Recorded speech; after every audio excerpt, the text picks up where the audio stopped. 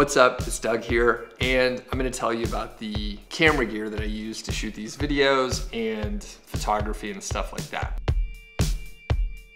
So let me start off by saying I've been into cameras and interested in photography since probably middle school or so. And I remember having like little point and shoot 35mm cameras. And then as I started cutting grass and working and had money to buy cameras, I bought I think it was a Canon Rebel 2000 back in around the year 2000 or 2001. And I paid for it with my own money, and I still have lenses from those days. So that said, you probably realize I'm using Canon gear since I do have Canon lenses and I'm just used to using Canon. But I do have tons of other stuff, and I'll show you some of the things that I'm using. So first off, you'll notice that it's very well lit right now. So I will just sort of flip the camera around here and show you. There's these big, well, they're not that big, but there's these light boxes, soft boxes here. And I didn't upgrade to these lights for a long time. I thought they were too expensive, but I never really looked very closely. And what I have here, I'll put links in the description, but these are like two 400-watt soft boxes, and it comes with a little carrying case, and it's great. And it was only about $60 to $70 when I bought it. There's tons of others like that, and you can see it's quite bright. It works wonderfully, and if I can give you any tips, lighting is so important. If you don't have lights like these, that's totally fine. You can just sit in front of a window, and that'll have a similar effect with some soft lighting, assuming you don't have the sun shining directly in. So I can't remember what brand these are, but they're pretty generic, and there's a lot of different brands that are roughly in that price range. They set up and tear down really easily, and I've even shot a few videos at my office, and I could just carry the bag. It's like a gym bag size, something like that. Maybe a little bit longer, but it's not very heavy, very portable. So lighting is super important. Let me talk about some of the camera gear. So before I get into the Canon stuff, I recently picked up, not too long ago, a Yi 4K action camera with a gimbal and selfie stick and all that action in there too. So I'll turn on the gimbal and you can see what it does. Let me get my head out of the frame. So the gimbal keeps this baby rock steady, and it's pretty amazing how dramatic the footage is if you could have stable footage. It's really awesome. So I wasn't sure if I was gonna get the gimbal, and then after I kind of read some of the reviews and stuff, I was like, yeah, it's only an extra little bit. And the Yi 4K is much cheaper than like a GoPro, although you'll see it's quite a similar size. So I do have the selfie stick as well, which is kind of helpful, but really this gimbal situation is really awesome. I had got an accessory kit that has different mounting scenarios and like a harness and stuff like that for the Yi 4K. I don't use it a ton, but I'm looking to use it a little bit more. The Yi 4K does high speed frame rates, so I can record, I think it's at 1080p, which is generally what I shoot at 1080p at 120 frames per second. So I haven't used it much, but that is one thing where I'll probably use it in this video, where I could shoot video, the high frame rate, so I could run it back in slow motion just to have a little bit more B-roll, which I usually don't have. Most of my early videos consisted of me sitting right in front of my computer in a dimly lit room, and it was a little rough, all right? So I'm gonna try and use the Yi 4K a little bit more and take advantage of that awesome frame rate. So let's get into some of the Canon gear. The lens that I'm shooting on right now is a Sigma 18 to 35 f1.8. So it's a wide angle, very fast zoom lens. You can see how sharp I am, or anything in the frame. I'm just gonna hold up one of the lenses, and you'll see that that's gonna be very clear, and then I'm out of focus back here, right? So it really throws the background out of focus, and it actually focuses pretty quickly. You can see how well it works. And I really like this Sigma lens.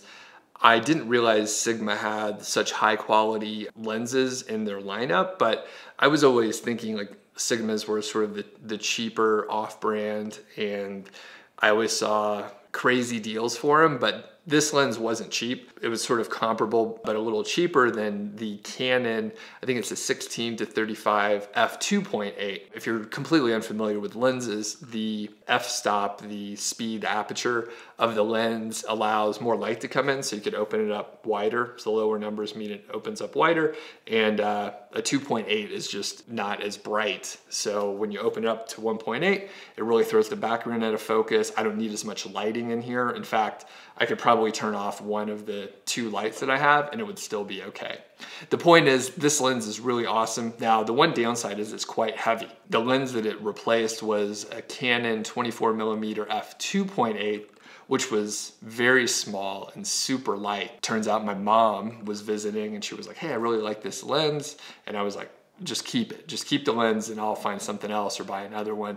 As I started investigating, I saw that this zoom was out and picked it up. Like I said, it's pretty heavy, but part of it is because it's so well built, and it is by far like the highest quality lens that I have. Now let me tell you about some of the other lenses I have here. So this is an old school 50mm f1.8, I think, and it is not the USM version, and it's not the STM version, so I really can't use this for video effectively because it makes a lot of noise when it focuses. So it was made for photography. Anyway, this is great for just sort of mid-range. The 50mm on this APS style camera is gonna be, I think it's like an 85 or something like that. Anyway, you don't want to see me do this math in my head, but it's a great, very sharp lens. It's quite light, and if I'm just gonna go run around, I might use this one. This lens here, I got with a kit. So the modern DSLR that I got was a Canon T7i back in like 2011, and it came with this lens right here, which is an 18 to 135, and the f-stop it's a much slower lens. Where the heck is that written? It is an f3.5 to f5.6, so it's a much slower lens like most zoom lenses are. And it does have image stabilization, which does come in handy. But this was like this lens and the 50, that's what I used for a very long time, for a few years. And the 18 to 135 gives you, generally wide angle. I think what we're shooting on right now is an 18mm, and so this lens can go just as wide, but it doesn't have the depth of field that the 1.8 has on the Sigma. So this is a great, just sort of versatile lens. So if I'm going down to like Yellowstone, for example, and I want to take some pictures, there's going to be some landscapes, maybe I get close to a bison or some other animal and I want to take a picture of like a buck, then I could use this lens and zoom in pretty well. Of course, it's not like ultra telephoto. I'm not going to be taking a picture of a bear with it, hopefully, because that means the bear is way too close, all right? The other lens that I picked up here was, this is a Canon, and we're back to Canon. This is a 10 to 18, and it's much lighter. It's much lighter than the Sigma, wider of course. So this is a 10 to 18, it's an f4.5 to 5.6 with image stabilization. The last 2 lenses that I showed you were both like STM. I can't remember, I think it's like Step something Motors, I can't remember. But they do focus well and generally quietly, so I can shoot video with both of these. I got this lens here, the 10 to 18, when we started traveling a little bit out west, and I knew that I wanted to take some nice wide angle like images, and it would be a great camera to walk around, generally light, wide angle, street photography, if I'm gonna be taking pictures of landscapes or whatever. It's just I enjoy a wide angle. I really enjoy a wide angle. So I picked this one up a few years ago, and for a little while, it was the only lens that I was using for vlogging because of the wide angle. Now, the lens that I have on the camera now, the 18 to 35 f1.8, I love like having the background out of focus. So you can see when I'm getting closer, like it just looks so much better to me. So this lens here is sort of the primary. And with the f1.8, it generally replaces like the prime lenses that I had before. What else do I use? So I have an iPhone 10, and I picked this up last year when my phone that I had for a very long time died. I think I had an iPhone 6 that eventually bit the dust. The battery just wasn't working. I had it for about 3 years, so I decided to upgrade to this baby, which is great. I love it. And the camera is really excellent. I mean, you can really tell the difference between taking a picture with this camera and like my wife's, you know, I think she has an iPhone 6S or something like that. We keep phones for a long time. So I use this pretty regularly just to take pictures and stuff. And for a stretch, I was shooting a decent amount of video. When I get this Sigma lens that opens up so wide, that actually can be something you have to deal with, because if you open up the lens really wide, it throws the background out of focus, which is cool. However, the downside is if you're outside, for example, and it's very bright outside, like a sunny day, you're gonna be overexposing just in general. So I bought these ND filters, which is neutral density. And basically they are just little filters, not little, but they are filters that have a different, let's see if we could focus on those, that have just a neutral density coloring on it, and it'll knock it down. I think I have 2, so an ND2, an ND4, and an ND8. And you can stack them on top of each other and knock it down even more. So I have shot a couple of videos inside where I had the lights on, but I wanted to have the background out of focus. I want to run this at 1.8, so I take advantage of all that glass that I have on the camera. So I popped on like the ND4, and then it knocked it down to an appropriate level of exposure. So if you do get a very wide lens, you may need to do that. Sound is very important too. And the other day I actually had the microphone off, which I'll show you in a second. I had the microphone off of there, and basically I just picked up the camera, recorded a little bit, and then popped it on the computer, and it sounded like I was yelling down a tube or something like that, and there was echo all over the place. Now, I'm actually in not a very good sound area. So there's wood floor, there's a big glass sliding door over here, there's walls and surfaces all over the place versus like a bedroom with carpet and such. So this room is pretty echoey, but the sound is okay. All right, the sound's not terrible. And the reason why, and I'll record, actually I'll pull some footage here while we're hanging of some of the other gear on the E4K. So the microphone that I have and that I primarily use for all the videos is a Shure lens hopper. And I think when I bought it, it was about 200 bucks or so, but we'll put a link in the description so you can check it out. But basically it works fantastic with this camera that I have, which is a Canon T7i. And the reason why I got the T7i is it has what they call dual pixel autofocus. So it allows like really effective focusing. So when I've been moving stuff in front of the camera here, it'll focus on whatever is right there, and then it'll be able to refocus on my face, and it works really well. And I'm very happy with how like, I guess, smart the autofocus system is. Now, when I recorded some of my early videos on the Canon T7i, which like I said is circa 2010, 2011, it didn't have the dual pixel autofocus. I think it only shot in 720p. I don't know if P goes in there, but it was a lower resolution. It was pretty darn good, especially if you got lights going on. But if I moved around, the focus was like not great. So some of my early videos, I would spend like 10 minutes focusing. I would like take pictures and check and see how the focus was. And then I would turn the autofocus off, turn it over to manual focus, and I would literally like mark where I was standing on the floor with tape, and I would not move. So I'd wave my arms around and stuff, but I wouldn't move. So I'm gonna go in with this E4K. I'm gonna start recording here and show you the camera that we have here. And I see now that it's just too darn bright, so I'm gonna have to shoot some B-roll in a different way. But this is sort of the setup that we're using here. I have a couple other things that just accessories and stuff like that. So tripods, I have like one very cheap tripod that I use to sometimes put a small LED light on. Otherwise, I sometimes use it to hold my phone with this guy, which is a Manfrotto little smartphone and it has a little grabber on there.